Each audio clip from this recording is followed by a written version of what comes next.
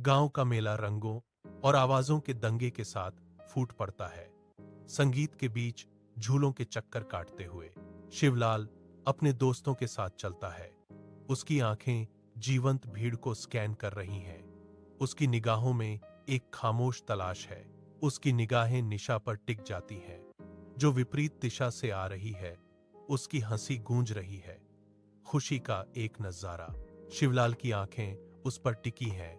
उसके होठों पर एक हल्की कोमल मुस्कान खेल रही है, एक खामोश प्रशंसा खिल रही है।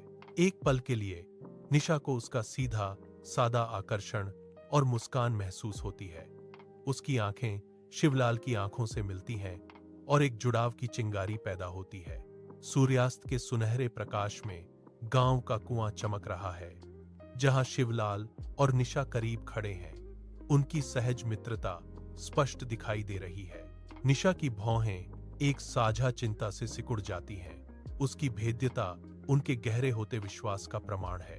बिना एक पल की भी हिचकिचाहट के शिवलाल एक दिलासा देने वाला समाधान पेश करता है। उसकी निगाहें अविचल हैं। गहरे सुकून और शुद्ध आनंद की एक लहर निशा के चेहरे पर छा जाती है।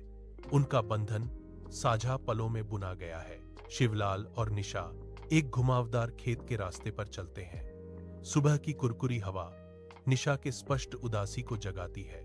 शिवलाल के विनोदी किस्से ने निशा के होठों पर उदासी के बीच एक हल्की क्षणिक मुस्कान बिखेर दी।